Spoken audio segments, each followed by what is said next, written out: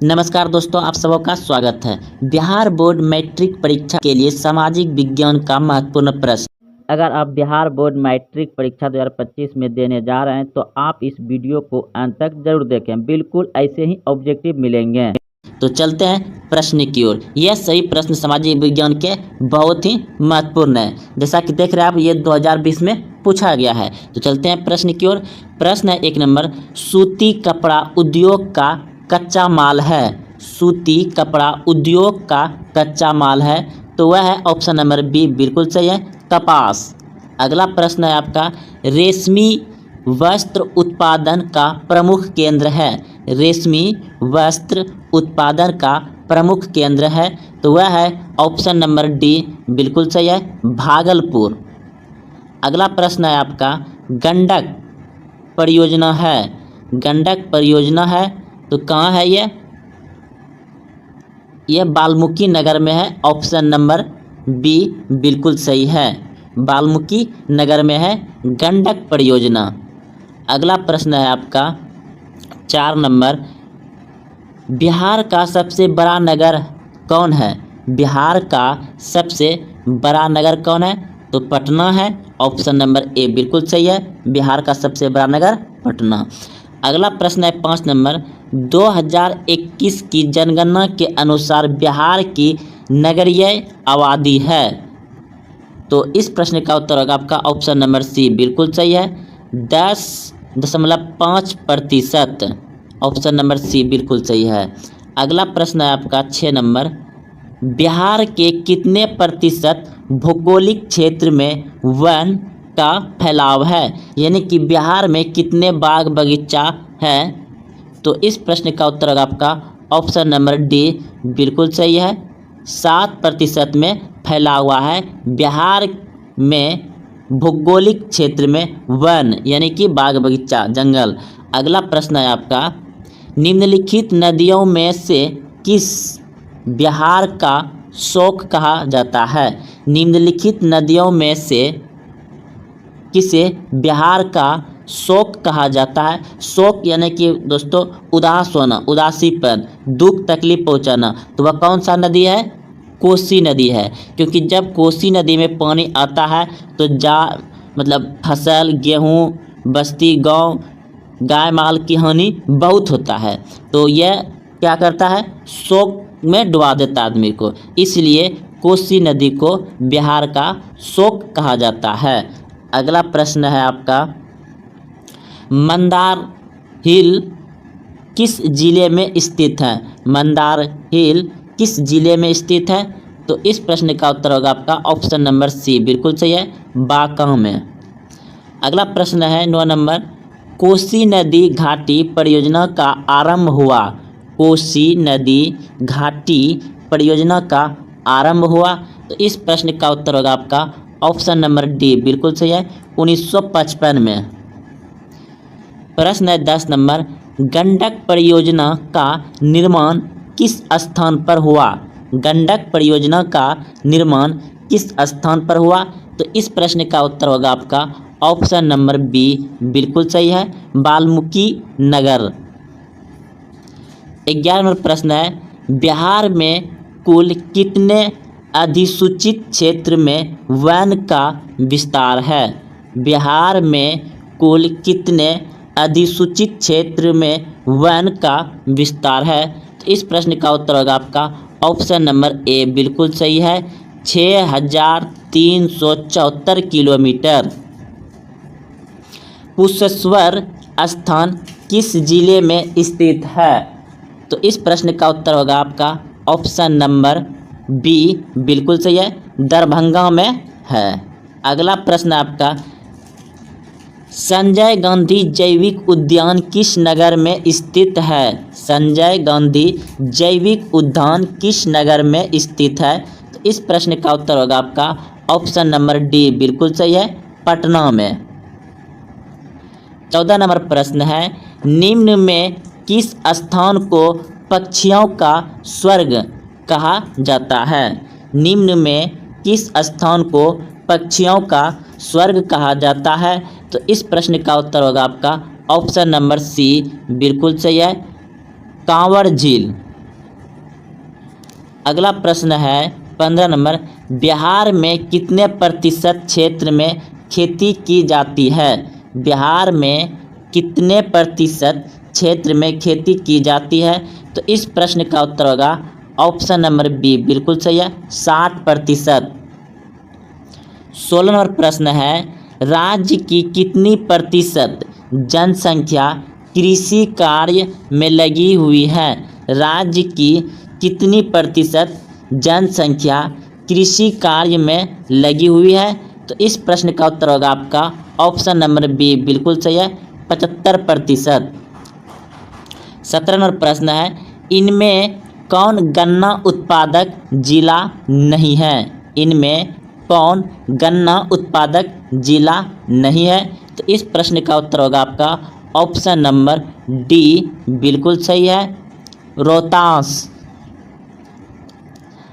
प्रश्न 18 नंबर, बिहार के जूट उत्पादन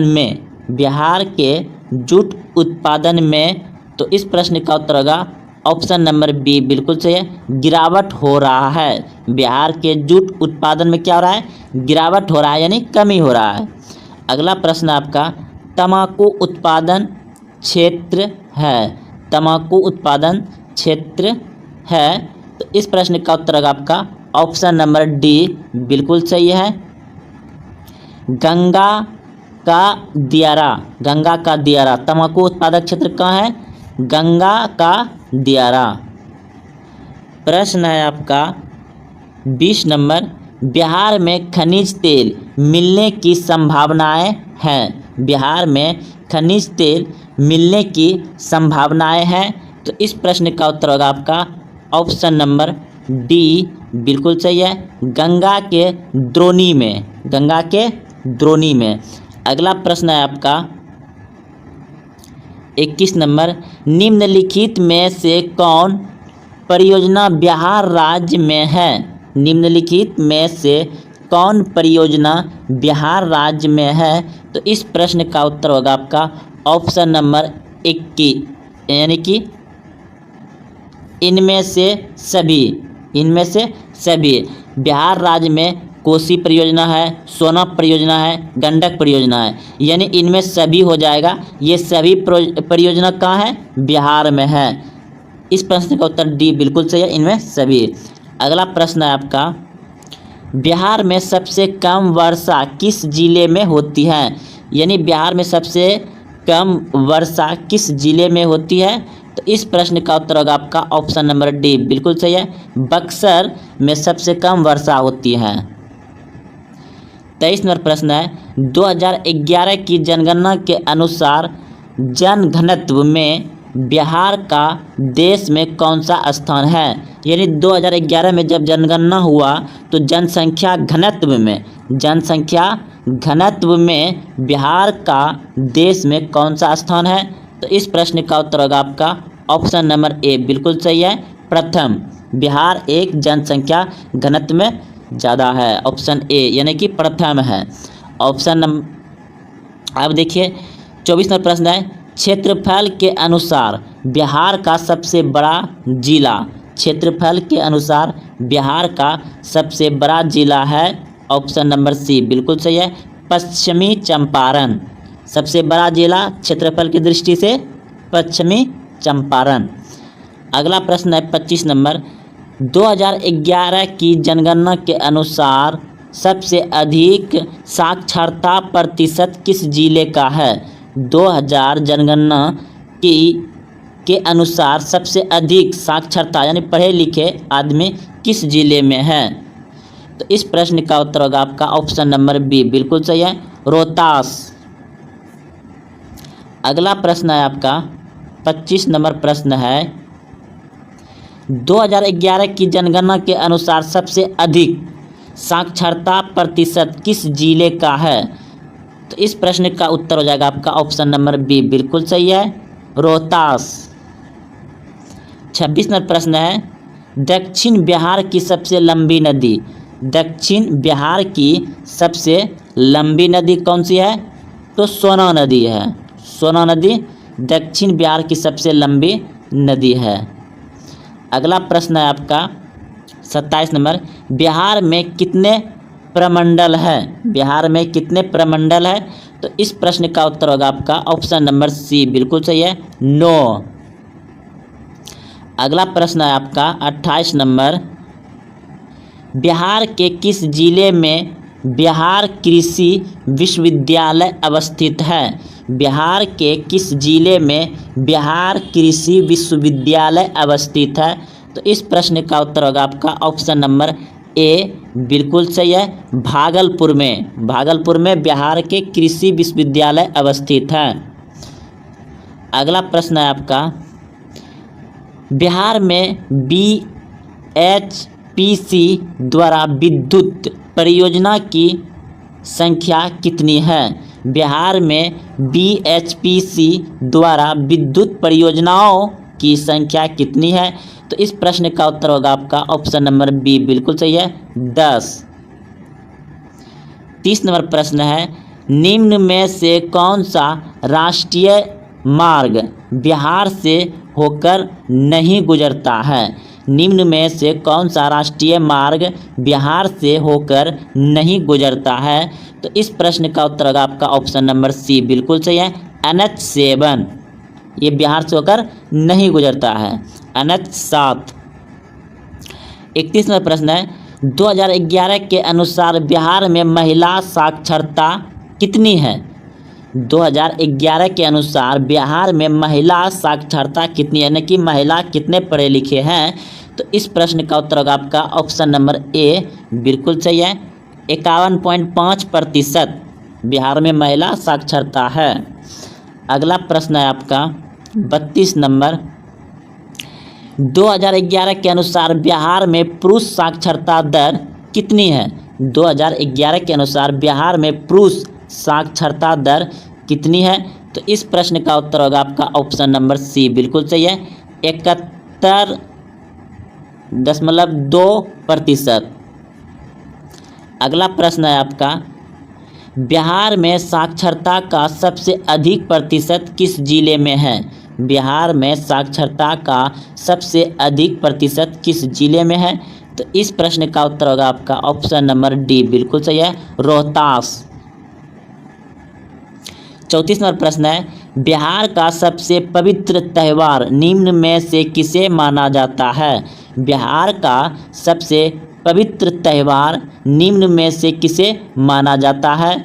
तो इस प्रश्न का उत्तर होगा आपका ऑप्शन नंबर बी, बिल्कुल सही है, छठ पूजा को बिहार में सबसे पवित्र त्यौहार माना जाता है और यह छठ पूजा बड़ा पर्व होता है। अगला प्रश्न है आपका, बिहार में सबसे बड़ा तल क्षेत्र कौन है? तो इस प्रश्न का उत्तर होगा आपका ऑप्शन नंबर बी, बिल्कुल सही है, बढ़ैया।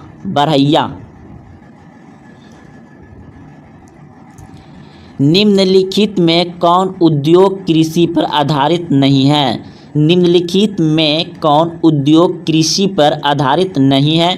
तो इस प्रश्न का उत्तर होगा आपका ऑप्शन नंबर बी, सही है, सीमेंट उत्पादन, सीमेंट उद्योग, यह जो है कृषि पर संबंधित, यह आधारित नहीं है, सीमेंट उत्पादक, और ये तीनों कृषि पर ही आधारित हैं। सीमेंट उत्पादक तो आप समझ गए होंगे, वह कृषि पर नहीं है। 37 नंबर प्रश्न है, गंडक परियोजना का निर्माण किस स्थान पर हुआ है? गंडक परियोजना का निर्माण किस स्थान पर हुआ है? तो इस प्रश्न का उत्तर होगा आपका ऑप्शन नंबर बी, बिल्कुल सही है, वाल्मीकि नगर।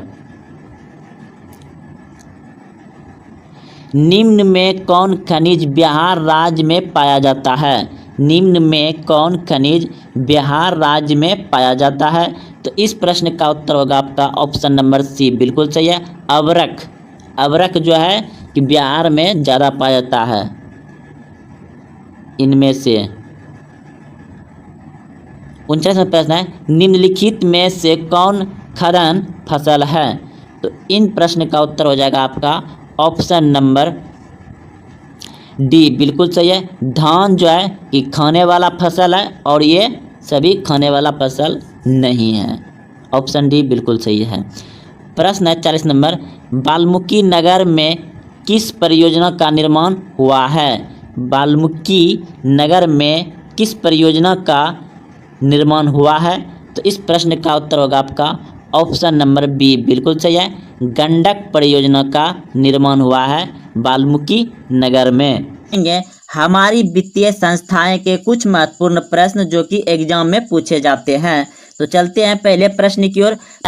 निम्नलिखित में से कौन सा संस्थान भारत में मुद्रा जारी करने के लिए अधिकृत है? यानी कि प्रश्न कह रहा है दोस्तों, भारत में कौन सा संस्थान पैसा छापता है? तो इस प्रश्न का उत्तर होगा आपका ऑप्शन नंबर ए बिल्कुल सही है, रिजर्व बैंक ऑफ इंडिया। अगला प्रश्न है आपका 2 नंबर, भारत में सहकारिता आंदोलन का प्रारंभ कब हुआ? तो इस प्रश्न का उत्तर होगा आपका ऑप्शन नंबर सी बिल्कुल सही है, 1904 ईस्वी में। प्रश्न है आपका 3 नंबर, शेयर बाजार की नियामक संस्था है, शेयर बाजार की नियामक संस्था है। तो इस प्रश्न का उत्तर होगा आपका ऑप्शन नंबर डी बिल्कुल सही है, स्टॉक एक्सचेंज। अगला प्रश्न है आपका, भारत की वित्तीय राजधानी किस शहर को कहा गया है? भारत की वित्तीय राजधानी किस शहर को कहा गया है? तो इस प्रश्न का उत्तर होगा ऑप्शन नंबर ए बिल्कुल सही है, मुंबई को कहा गया है। अगला प्रश्न है, भारत का केंद्रीय बैंक कौन सा है? भारत का केंद्रीय बैंक कौन सा है? तो ऑप्शन नंबर ए बिल्कुल सही है, reserve bank of India Bharat का केंद्रीय बैंक है। अगला प्रश्न है आपका 6 नंबर, व्यावसायिक बैंकों का सर्वप्रथम राष्ट्रीयकरण कब किया गया? व्यावसायिक बैंकों का सर्वप्रथम राष्ट्रीयकरण कब किया गया? तो इस प्रश्न का उत्तर होगा आपका ऑप्शन नंबर सी बिल्कुल सही है, 1969 में 14 बैंकों का एक साथ किया गया था 1969 में।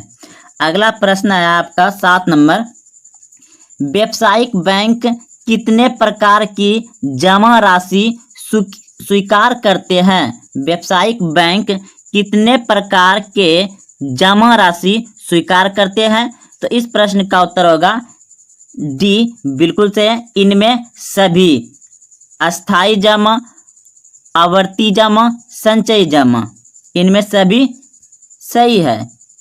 अगला प्रश्न है आपका 8 नंबर, ग्रामीण बैंकों की स्थापना किस वर्ष की गई थी? ग्रामीण बैंकों की स्थापना किस वर्ष की गई थी?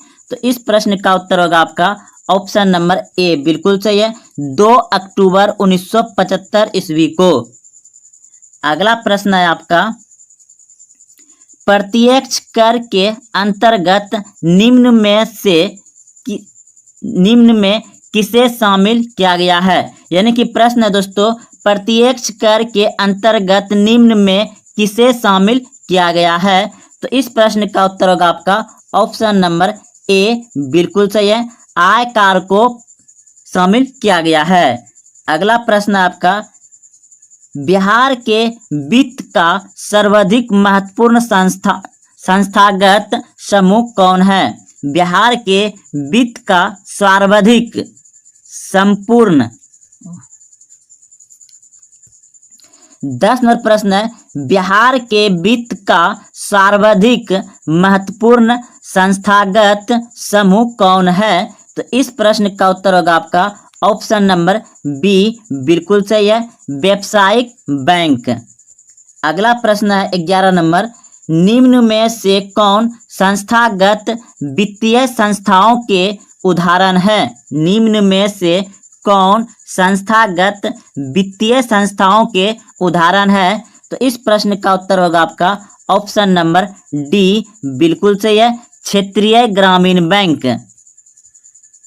12 नंबर प्रश्न है, वित्तीय संस्थाओं में किन संस्थाओं को सम्मिलित किया जाता है? वित्तीय संस्थाओं में किन संस्थाओं को सम्मिलित किया जाता है? तो ऑप्शन नंबर डी बिल्कुल सही है, इनमें सभी, व्यावसायिक बैंक, सरकारी शाखा समिति, बीमा कंपनियां, इनमें सभी हो जाएगा। अगला प्रश्न है आपका 13 नंबर, देश में अभी कार्यरत क्षेत्रीय ग्रामीण बैंकों की संख्या है? यानी कि भारत देश में, पूरे देश में अभी कितने ग्रामीण क्षेत्र में बैंकों की संख्या है? तो इस प्रश्न का उत्तर होगा आपका ऑप्शन नंबर डी बिल्कुल सही है, 196। देश में अभी कार्यरत क्षेत्रीय ग्रामीण बैंकों की संख्या है 196। ऑप्शन नंबर डी बिल्कुल सही है। अगला प्रश्न है आपका 14 नंबर प्रश्न है, व्यावसायिक बैंकों द्वारा स्वीकार किए गए जमा में शामिल नहीं है। यानी कि प्रश्न है दोस्तों, व्यावसायिक बैंकों द्वारा स्वीकार किए गए जमा में शामिल नहीं है। तो इस प्रश्न का उत्तर होगा आपका ऑप्शन नंबर डी बिल्कुल सही है, वस्तु जमा। 15 नंबर प्रश्न है, नाबार्ड की स्थापना कब की गई थी? नाबार्ड की स्थापना कब की गई थी? तो इस प्रश्न का उत्तर होगा आपका ऑप्शन नंबर बी बिल्कुल सही है, 1992 ईस्वी में। 16 नंबर प्रश्न है, भारतीय रिजर्व बैंक की स्थापना किस वर्ष की गई थी? भारतीय रिजर्व बैंक की स्थापना किस वर्ष हुई थी? तो इस प्रश्न का उत्तर होगा आपका ऑप्शन नंबर बी बिल्कुल सही है, 1935 ईस्वी में भारतीय रिजर्व बैंक की स्थापना हुई थी। अगला प्रश्न है आपका 17 नंबर प्रश्न है, राज्य में कार्यरत केंद्रीय सरकारी बैंकों की संख्या कितनी है? तो इस प्रश्न का उत्तर होगा ऑप्शन नंबर डी बिल्कुल सही है, 25। अगला प्रश्न है 18 नंबर, भारत में सूक्ष्म वित्त की शुरुआत किस दशक में हुई? 18वां प्रश्न है, भारत में सूक्ष्म वित्त की शुरुआत किस दशक के बीच हुई? तो इस प्रश्न का उत्तर होगा आपका ऑप्शन नंबर सी बिल्कुल सही है, 1990 ईस्वी में। अगला प्रश्न है आपका, सहकारिता के विकास पर किस पंचवर्षीय योजना में बल दिया गया? सहकारिता के विकास पर किस पंचवर्षीय योजना में बल दिया गया? तो इस प्रश्न का उत्तर होगा आपका ऑप्शन नंबर ए बिल्कुल सही है, प्रथम पंचवर्षीय योजना में। प्रश्न आपका 20 नंबर, बैंक लिंकेज कार्यक्रम की शुरुआत किस वर्ष की गई थी? तो इस प्रश्न का उत्तर होगा आपका ऑप्शन नंबर बी बिल्कुल सही है, 1992 ईस्वी में। 21 नंबर प्रश्न है, प्राथमिक कृषि शाखा समिति कृषकों को ऋण प्रदान करती है। तो प्राथमिक कृषि शाखा समिति कृषकों को ऋण प्रदान करती है। तो इस प्रश्न का उत्तर होगा आपका ऑप्शन नंबर ए बिल्कुल सही है, अल्पकालीन। 22 नंबर प्रश्न है, सूक्ष्म वित्त योजना शाखा यह ऋण की सुविधा किन्हें उपलब्ध कराता है? तो इस प्रश्न का उत्तर होगा आपका ऑप्शन नंबर सी बिल्कुल सही है, गरीब वर्ग को। 23 नंबर प्रश्न है, बिहार में क्षेत्रीय बैंक की स्थापना किस वर्ष की गई थी? बिहार में क्षेत्रीय बैंक की स्थापना किस वर्ष की गई थी? तो इस प्रश्न का उत्तर होगा आपका ऑप्शन नंबर सी बिल्कुल सही है, 1975 ईस्वी में बिहार में क्षेत्रीय बैंक की स्थापना की गई थी। बिहार में संस्थागत वित्तीय संस्थाएं कितने प्रकार के हैं? बिहार में संस्थागत वित्तीय संस्थाएं कितने प्रकार के हैं? तो इस प्रश्न का उत्तर होगा आपका ऑप्शन नंबर डी बिल्कुल सही है, 4। भारतीय पूंजी बाजार निम्न में से किस प्रकार का वित्त उपलब्ध कराता है? तो इस प्रश्न का उत्तर होगा आपका ऑप्शन नंबर ए बिल्कुल सही है, दीर्घकालीन। दीर्घकालीन। अगला प्रश्न है 26 नंबर, क्षेत्रीय ग्रामीण बैंकों की स्थापना मुख्यतः किनके लिए की गई है? क्षेत्रीय ग्रामीण बैंकों की स्थापना मुख्यतः किनके लिए की गई है? तो इस प्रश्न का उत्तर होगा आपका ऑप्शन नंबर ए बिल्कुल सही है, छोटे एवं सीमित किसान। 27 नंबर प्रश्न है, भारत में वित्तीय संस्थाओं के प्रमुख रूप होते हैं। भारत में वित्तीय संस्थाओं के प्रमुख रूप होते हैं। तो दो, ऑप्शन नंबर ए बिल्कुल सही है, 2 होते हैं। 28 नंबर प्रश्न है, किसी गांव में कम से कम कितने व्यक्ति मिलकर एक प्राथमिक शाखा समिति का निर्माण कर सकते हैं? किसी गांव में कम से कम कितने व्यक्ति मिलकर एक प्राथमिक शाखा समिति का निर्माण कर सकते हैं? तो इस प्रश्न का उत्तर होगा 10। ऑप्शन नंबर बी बिल्कुल सही है। 29 नंबर प्रश्न है, सरकारी योजना समिति का गठन किसके नेतृत्व में किया गया था? सरकारी योजना समिति का गठन किसके नेतृत्व में किया गया था? तो इस प्रश्न का उत्तर होगा आपका ऑप्शन नंबर ए बिल्कुल सही है, R.G. सरैया। प्रश्न है, सहकारिता प्रांतीय सरकारों का हस्तांतरित विषय कब बनी? सहकारिता प्रांतीय सरकारों का हस्तांतरित कब विषय बनी? तो इस प्रश्न का उत्तर होगा आपका ऑप्शन नंबर बी बिल्कुल सही है, 1919 ईस्वी में। प्रश्न है, स्वयं सहायता समूह में सदस्यों की संख्या सामान्यतः होती है। स्वयं सहायता समूह में सदस्यों की संख्या 31 नंबर प्रश्न है, स्वयं सहायता समूह में सदस्यों की संख्या सामान्यतः होती है। तो इस प्रश्न का उत्तर होगा आपका ऑप्शन नंबर सी बिल्कुल सही है, 15 से 20 सदस्य होता है समूह सहायता में। अगला प्रश्न आपका 32 नंबर, इनमें से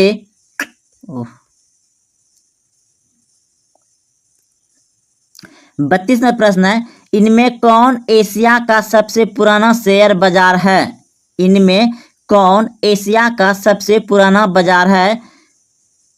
तो ऑप्शन नंबर ए बिल्कुल सही है, मुंबई।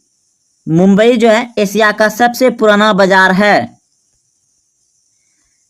33 नंबर प्रश्न है, बैंक का कार्य नहीं है। बैंकों का कार्य नहीं है, तो बैंक का कार्य नहीं है, ऑप्शन नंबर डी बिल्कुल सही है, स्वयं सहायता समूह बनाना।